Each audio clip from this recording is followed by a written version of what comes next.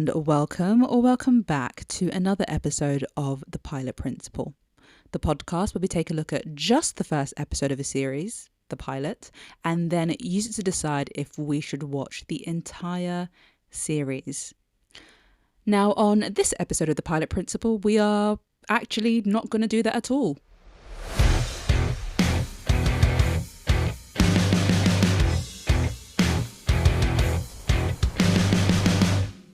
I have literally been pulling my hair out trying to find a new show to watch for this week's episode. And I was like, why the hell is there nothing on? And then eventually, it took longer than I would care to admit that it's because it's Christmas, New Year's, festive period. And because of that, there aren't really a lot of shows coming out, because if you were to release a new show this week, it would take you to the new year. I don't know if that's a thing or not, but it doesn't matter, because I realized that what I did this time last year, when I also ran into the same predicament, is do a wrap up. We are going to talk about my favorite pilot that I've reviewed this year on the podcast, as well as recommending some stuff for you to watch over the holidays. Also, I will be talking about the recent Golden Globe nominations, so make sure to stay tuned for that as well. So in 2024, I have done 41 episodes of the podcast, which is absolutely insane. Some of them have been specials, some of them have been wrap-ups, but we're not going to split hairs. Now, of those 41 episodes, let's do a top... should we do a top 5 or a top 10 for pilots? Do you know what? I haven't even started yet. Let's do a top 10. So I'm going to go through and also read the synopses for each show in case any of them pique your interest to binge over the festive period. So at number 10 is BBC's Show Trial. Justice isn't a popularity contest. Is a fair trial possible when tensions are rising? Not the best synopsis, I have to say, but I really enjoyed the show because it just makes you think as an audience and question whether or not to believe a suspect. It interrogates to why you believe them or not. And also I reviewed the second series of the anthology, which means you have 2 series to possibly binge watch over Christmas. So that's great. And at number 9, we have BBC Plus's The Artful Dodger. When a huge gambling debt coincides with the return of Fagin, Dodger agrees to a final sting. What I really liked about this series is that it was just easy. It was a nice, easy, comforting watch. It was a little bit angsty. And at first I thought it got cancelled, but I believe it has now been renewed again for a second series, which is great because these days shows are so quickly on the chopping block. At number 8, we have Sky Atlantic's Mary and George. To change her family's fortune, Mary Villiers convinces her son George to take action. Julianne Moore stars. I mean, Julianne Moore is enough of a reason to at least give this one a go. But I liked the tone of this series in particular. It's a period drama set in, I believe, Tudor times. A historian can correct me on that. But the tone of it was really playful and sweary and a bit clandestine, and I can't think of any other big words. But it's an interesting one. If you like period dramas, but you don't want it to be all Jane Austen, big frocks, and want something with a bit more teeth, then I definitely think that Mary and George is something you should check out. And at number 7 is Prime Video's Fallout. So 200 years after the apocalypse, a peaceful denizen from a cozy fallout shelter is forced to return to the surface and is shocked to discover the wasteland waiting for her. I have never played the video game the series is based on, but I've heard that it's a really good adaptation. So if you were wondering whether or not to go for it, if you're massively into the video game, then I'd say yes. If you don't care at all about the video game, then I would say it's a really interesting post-apocalyptic series. It's funny, there's a good level of world building, and the characters are likable, and you are following 3 different storylines, which basically just means that there's a lot more oomph to the series than if you were only following one character. At number 6, we have a newer entry, and that is Netflix's Black Doves. So, when a spy posing as a politician's wife learns her lover has been murdered, an old assassin friend joins her on a quest for truth and vengeance. This one has recently, as in this month, been released on Netflix, and it's perfect for this time of the year because it is set around Christmas. It's got romance, it's got political intrigue, it's got guns and fighting.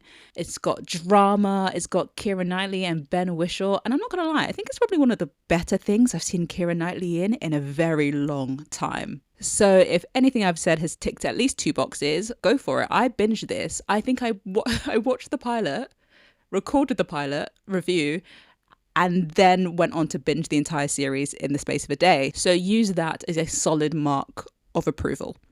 At number 5, we have Disney Plus's Rivals. Rivals dives into the ruthless world of TV where it's every man and woman for themselves.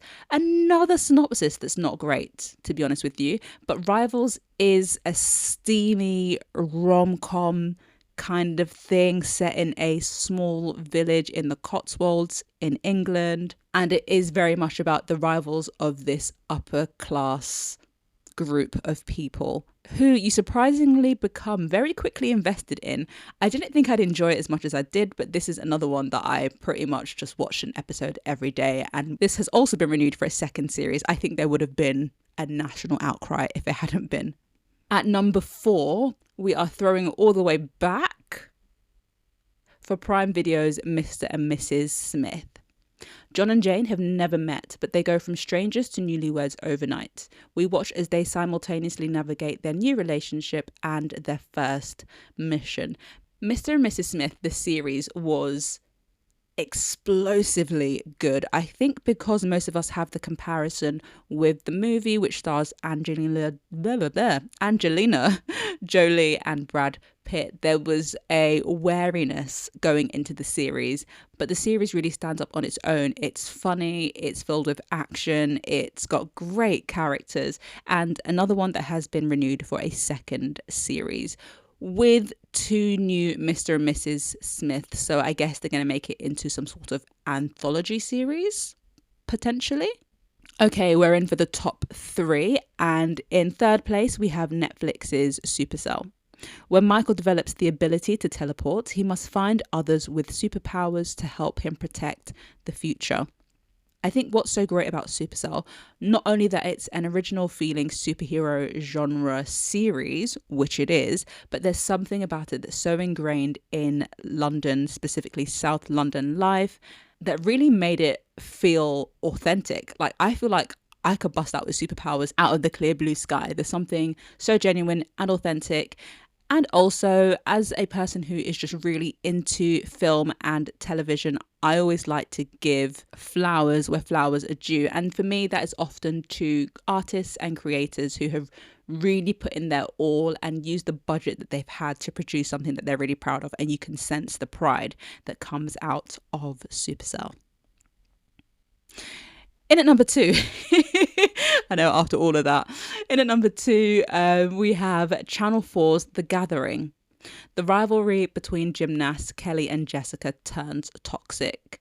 Sadly, The Gathering was not renewed for a second series. I freaking loved this show, but this is another one for me that went beyond that initial hook of who possibly killed Kelly, which is what they set you up with in episode 1. It goes beyond that and it looks at family dynamics and class and wealth and expectation and talent versus wealth. And I just think it's a really interesting case study on the human condition, which is apparently when I'm not into superheroes, I like analysing the human condition. It's 6 episodes, Channel 4, nobody else is talking about it, but have I ever steered you wrong? And finally, in at number 1 is, unexpectedly, unless you've listened to my other wrap-ups before, then you might have an idea of what show I'm about to mention, and that is ITV1's After the Flood. After discovering a body in the wake of a devastating flood, PC Joe Marshall investigates the man's possible murder. What I really liked about this series is that it went back to what a quintessential British police drama was, but also gave it a bit of a twist. You've got small town, you've got the external force of weather breathing a new kind of turmoil into the surroundings. You've got neighbours that you can't trust, family members that you can't trust, people that you think you can trust that guess what? You can't trust. It was just a solid police drama, and that is why it is at my number 1 spot, even though nobody else is talking about it. This one also did get renewed for a second series, which I am very pleased to hear. For this top 10, I specifically chose shows where I've also gone on to watch the entire series, and I also liked the entire series. So if any of these shows sound interesting to you, then not to worry, because there is a pilot review available for you to listen to whenever you are ready. I know what you're thinking, but you've just given us your top 10 pilots/shows. What more could you possibly have to say? Don't even worry. There's loads more for me to say. We are going to break it down further and firstly look at my top 3 pilot intros and then my top 3 characters introduced in, guess what, the pilot. So beginning with intros, let's just start with this one. So I'm gonna go with Avatar. Now, I didn't love the series, and when I say Avatar, I'm talking about the live action adaptation of the Practically Perfect animated series that originally came out on Nickelodeon. And the reason I put it as one of my favourite intros is because it does an exceptional job at world building. There's so much to understand about this new world in Avatar: The Last Airbender, and the intro does such a good job of that. We understand the power, who's in power, the power that they yield, and also from the intro we get a good understanding of what is going to come next. And honestly, the series as a whole has a lot to be desired. But that intro, for all the people who were massive fans of the series especially, I think it really just heightened that level of expectation and nostalgia and joy in possibly seeing something that you have loved for so long come to life in such a beautiful way. Secondly on the list, we have The Red King. So The Red King is a police drama set on a small island which has themes of religion and cults. Yeah, I think that's as good as I'm going to get on a description for that.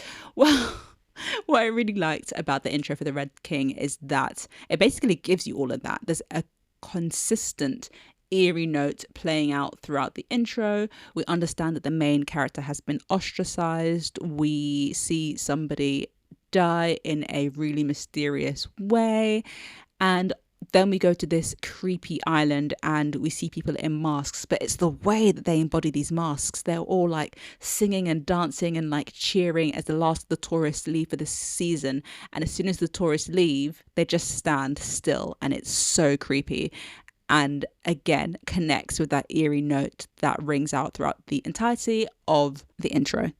And I think my final favourite intro would have to be Night Sleeper. So Night Sleeper is a quote-unquote real-time drama, and it's almost a bit like a locked room mystery because it takes place on a non-stop train from Edinburgh to London. Non-stop is where the danger is, to be honest with you. And what I really liked about the intro is that it sets everything up really well. So it starts with somebody playing the piano just at the station, because stations in the UK just sometimes have pianos for people to play and make everybody feel jealous that they can play the piano and you can't. Anyway, this woman is playing a piano, and then this guy is about to get on a train, and we can clearly see the time before he boards, and then suddenly there's a ruckus, and then somebody has tried to steal a woman's purse, and the people who steal the purse end up connecting to the person playing the piano at the beginning. And then when the train finally takes off for London, we run through all 13 main characters and or suspects, and it's just really cleverly, succinctly done in a really fun way. Okay, let's move on and talk about my favourite characters. And funnily enough, I think all of these characters are titular. So firstly, we have Griselda, and Griselda was a Netflix series about real-life female drug lord Griselda Blanco, who is played by Sofia Vergara. And what I really liked about Griselda, the character, is that we really watched her fight her way to a better freedom in the pilot episode. We see where she comes from. We can see where she's going to get to. We see the gears ticking in her head. She gets knocked down time and time and time again, but she always picks herself back up. And I think giving the audience that foundation for her character is really important, as it allows for us to keep rooting for her as we continue throughout the series.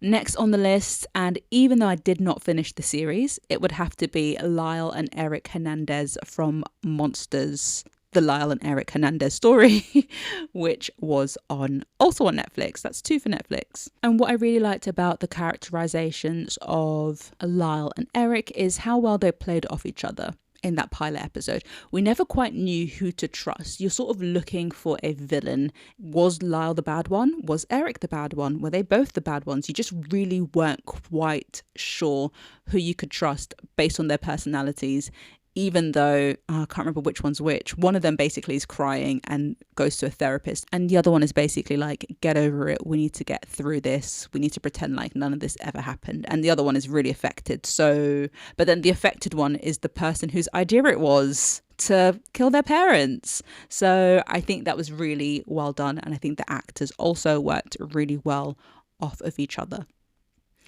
And finally, on my favourite character list, I did try not to repeat myself for all the shows that I've said, but, can't be helped. Anyway, the final character is Mary Villiers from the Sky Atlantic show Mary and George. Do you know what? Clearly I have a character type. Because Mary is kind of similar to Griselda as we watch her fight for what she wants in the pilot episode. The difference is that she's more of a string puller. She's smart, she's funny, we like her despite the games that she's playing with people's lives, specifically her eldest son's life, basically forcing him into the position to be one of the king's lovers. In fact, all 3 of these characters I've just realised are based on real people. I don't have any commentary on that except for to just point it out. Maybe you have a commentary on it. If you do, let me know. And now it is time for a quick interlude to see what my film and TV life is looking like beyond the pilot principle. And let's also do a little wrap up here too. So let's bear in mind that I'm still reading and watching, but here are some stats and some recommendations for you to take into the festive period, starting of course with books. So this year I have read 42 out of 24 books. My aim is to always read 2 books a month. So if I exceed that, great. Now, in terms of some recommendations for you book-wise, I'm going to go through a bunch of genres because my reading, like my film and television watching, is just randomly eclectic. So, if you are looking for a new adult book, I would recommend My Name is Mame by Jessica George. If you are looking for a YA book, then I would recommend Check and Mate by Ali Hazelwood. Oh, Ali Hazelwood. So many books. That just have the exact same character type. But her first book, The Love Hypothesis, great. And Check and Mate, her YA book, fantastic. In terms of romance, I would go for Nora Goes Off Script by Annabelle Monaghan. If you're looking for some contemporary fiction, then I would recommend Eleanor Oliphant is Completely Fine by Gail Honeyman. If a dystopian / sci-fi is more of your vibe, then I would recommend Pierce Brown's Red Rising trilogy. And finally, if you want something a bit more thrilling, I haven't read that many thrillers this year, but I did quite enjoy 13 by Steve Kavanaugh. Moving over to film, and I have so far watched 140 films out of 100. Again, my aim is to always watch 100 a year. If I go more than that, fantastic. With film, I'm going to break this down into a list of movies that came out in 2024 that I enjoyed, as well as a list of movies that may have come out before 2024, but this year was my first watch. So the movies that I really enjoyed that came out this year, I'm going to go with, there's quite a few actually, because I did the London Film Festival. I watched a number of fantastic films, especially towards the later end of the year. I'm not going to really say much about them. I'm just going to give you a list. If you want to know more, then you can check out my film review website, which is justgenreviews.com. Or you can find me over on Letterboxd, and I am at justgen_02. Okay, onto the list. So my top movies from this year include, in no order, The Outrun, which stars Saoirse Ronan. Then we have Knuckle Boys, which was adapted from the book of the same name. I'd also recommend Night Bitch, which stars Amy Adams, as well as Honora, which was directed by Sean Baker, and finally Conclave, which stars Ralph Fiennes. In fact, I know I said I'm not going to rank them, and I'm not ranking them, but Conclave is probably my favourite movie from this year. Okay, moving on to movies that I watched for the first time in 2024 and sticking with the theme of Ralph Fiennes. Firstly, we have The English Patient. I know, I can't believe it took me this long to watch. Such a good film. Next, we have Grave of the Fireflies. I mean, go into this one ready to be scarred for the rest of your life, even though it's a cartoon. Also on the list are Moonlight, American Fiction, and Are You There, God? It's Me, Margaret. I won't lie, 2024 was a fantastic year for movie watching. I watched some really unique pieces of cinema, some interesting ones, some things that have been on my never-ending list for the longest time. So yeah, I had a really good time with film this year. Okay, finally moving over to TV land, and these are other TV, so shows that weren't necessarily mentioned on the podcast, but I have been watching, whether they were new this year or have come out in previous years and I've now watched for the first time. First on the list is The Last of Us, which reinvigorated all of our loves for Pedro Pascal. Such a good series. It has been renewed for series 2, which I believe comes out in 2025, and I'm really interested in seeing how they're going to pick up from where they left off. Next on the list is English Teacher, which is a short and sweet series. It's kind of like Abbott Elementary, but crude. I'm not sure if this has or has not been renewed for a second series. I thoroughly enjoyed this series. Binging is actually really rare for me, but I sat down and watched this over the space of a day or two. In terms of a couple of limited series on the list, I have to shout out Douglas is Cancelled. It's only got 4 episodes. I believe it's an ITV program. Oh my gosh, the absolute levels of intensity and stress in this show. But it was funny, it's witty, it's fast moving, it's different. And that's what I like about shows sometimes. You know I love a police drama, but I also like to break the wheel every now and again and just watch something new and exciting and unpredictable. And Douglas is Cancelled was definitely that. The next limited series on the list is The Perfect Couple.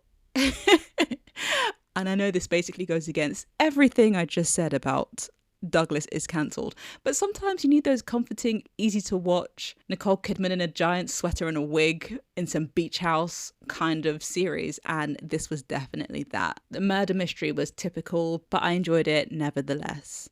And finally on the list are 2 shows that have sadly already been cancelled. So firstly is The Brother's Son on Netflix. It's a shame it was cancelled. I really enjoyed the characters and their relationship, and as well as that, the fighting element of this. And the second show that has been cancelled that I really enjoyed this year is Death and Other Details. It's kind of like The Perfect Couple in the sense that it's a typical kind of cheesy murder mystery kind of vibe, but it was different. Okay, it was fun. I enjoyed the characters. It was set on a boat, kind of like a locked room mystery vibe. The twist was really good. I mean, such a damn shame it got cancelled. Such a damn shame. I would recommend watching it anyway for like a quick 1 series thing. It kind of reminded me of oh gosh, what's that popular one with Daniel Craig who plays the detective? You know the one I mean. That's going to haunt me. Knives Out. That's it. It reminds me of Knives Out. So good. And there you have it. Those are my book, film, and TV recommendations for 2024. Let me know if you decide to read or watch anything that I have mentioned. You can find me on the usual places. Okay, let's get back into wrapping up 2024 in television. Award season is nigh, and to kick things off, we already have our first set of nominations, and this comes in from the Golden Globes. Now, the Golden Globes are both film and TV. The Oscars is just film, and the Emmys are just TV, I believe. So the Golden Globes might not be the creme de la creme of television prestige, but it's pretty much up there, and it's also the only nomination list I've got to work with at the moment. So the Golden Globe list does feature new shows as well as older shows, but I figured we'd talk about it anyway. What I'm going to do is read the list of nominations first and then go back and give you a few random unfiltered thoughts on each of the programs that have been nominated. So let's start with Best TV Series Drama. So the nominations are The Diplomat, Mr. and Mrs. Smith, Shogun, Squid Game, Slow Horses, and The Day of the Jackal. I'm about 50-50 with this list. So The Diplomat, I am in the middle of watching series 1 actually, and I'm really enjoying it. The two main characters, Kerry Russell's character and Rufus Sewell's character, whose names I already cannot remember, really remind me of Derek and Meredith. And I kind of feel like The Diplomat is Meredith and Derek if they were into politics. Either way, I'm having a great time, so I can understand the nomination. Next, Mr. and Mrs. Smith, which I've seen all of. And yeah, that nomination is 100% deserved. The series was immaculately done.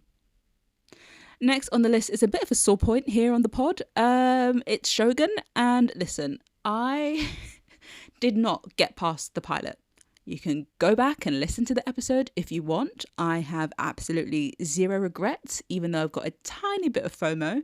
I might at some point go back and attempt to give the series another go, but I don't know. I stand by what I said, and even though I can't exactly remember what I said, it probably had something to do with the fact that the pilot just wasn't that gripping. There's just so many things out there to watch, people. We just have to be selective. However, I don't know if I can use quite the same argument for Squid Games, which I have not seen. Listen, I plan to get to it, okay? I just haven't. Although, what's interesting is that it's actually Squid Game Series 2 that has been nominated, and that has caused quite some controversy because apparently nobody has seen it. Like, critics haven't seen it. Nobody has said that it's worthy of a Golden Globe nomination, so it's funny that it's managed to sneak its way in there. Slow Horses was also mentioned, and I believe they're on series 4. I have heard nothing but great things about this show, but I do not have Apple TV Plus, so I can make no comment on it.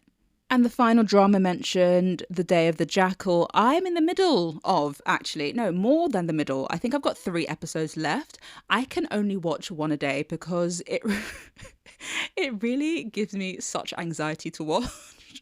I am so scared for the jackal being caught. It's unbelievable. At the same time, I kind of want Bianca to catch him, but also I need the jackal to survive and get home and possibly divorce his wife's family for stealing from him. I don't know, there's a lot going on. But yes, I'm glad it has been nominated for Best TV Series in the drama category. Okay, let's move on to Best TV Series, Comedy or Musical. So the nominations are Abbott Elementary, The Bear, The Gentleman, Hacks, Nobody Wants This, and Only Murders in the Building. Abbott Elementary for me is one of those shows that I like. I wouldn't say that I loved it, but I definitely enjoy it. It's funny, and I normally hate like the documentary style filmmaking, especially in TV series eyes. But on Abbott Elementary, it's not irritating. Next on the list is The Bear, and I honestly at this point don't know when or if I'm going to go back to The Bear. I think Kami just deserves to stay in that fridge just a little bit longer, and I'm not quite ready to let him out. And I do like The Bear. I wouldn't call it a comedy though, or a musical, so I think it's a bit bizarre that it always ends up in this category because I don't remember the last time I laughed while watching The Bear. Mostly I'm in awe or my heart is pounding beyond belief. The Gentleman is another one that I can't decide if it should be on this list or shouldn't be on this list. No, okay, fair enough. I guess I'd call it more of a comedy than I would The Day of the Jackal, for example. I liked The Gentleman well enough. It wasn't always the most engaging. It did drag from time to time, but I wouldn't necessarily say personally that it should be nominated for a Golden Globe, but that's just my thought. Next on the list is Hacks, and I actually can't comment because I don't know what Hacks is. The name sounds familiar, but perhaps it's on one of the streaming services that I don't have, so I haven't seen and have purposely just turned a blind eye to. But I will, yeah, I'll look out for it. Maybe it's good. Maybe it should be on this list. I don't know. I'll tell you what I do know deserves to be on this list. Nobody Wants This. Hands down, this show deserves to be on this list. I mean, who didn't love this show? Actually, I have a friend who hated it, and I honestly just couldn't relate. But yeah, Nobody Wants This. It was funny, it was relatable, it was fresh. And also it was nostalgic, you know, for the OG fans of the OC and Veronica Mars. And finally on the list is Only Murders in the Building. And even though I'm behind, as in I still haven't watched the latest series, I'm sure it deserved this nomination because this show freaking rocks. Okay, final list of nominations we have are for Best Limited TV Series. And this goes to Baby Reindeer, Disclaimer, Monsters, the Lyle and Eric Menendez story, The Penguin, Ripley, and True Detective Night Country. I'm not going to beleaguer the point, but I have not seen Baby Reindeer yet, okay? It's on my list. I'm planning to binge it over Christmas, so let's just move forward. Disclaimer, I unfortunately do not have Apple TV Plus, but I have heard decent things. This is the one that was directed by or created by Alfonso Cuarón and stars Kate Blanchett. Monsters, the Lyle and Eric Menendez stories. I mean, personally, I did not get past episode 4 because for me, there's just no jeopardy because I already know that they end up in prison and I know that they killed their parents, supposedly, you know, but for all intents and purposes, I know they done did it and I know where they done end up. So I just couldn't get past episode 4. But yeah, I can understand why, although I don't know, was it good or was it just hype, you know?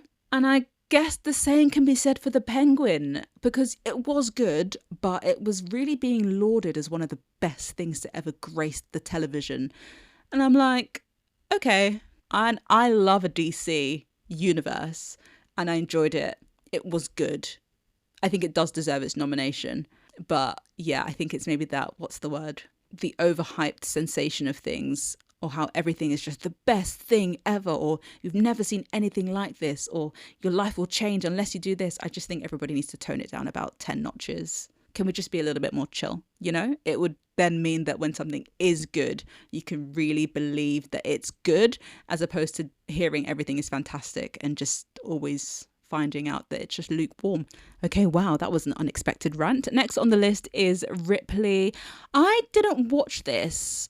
It was on Netflix. It starred the guy who played Moriarty in Sherlock and also plays the vicar on the Phoebe Waller-Bridge show.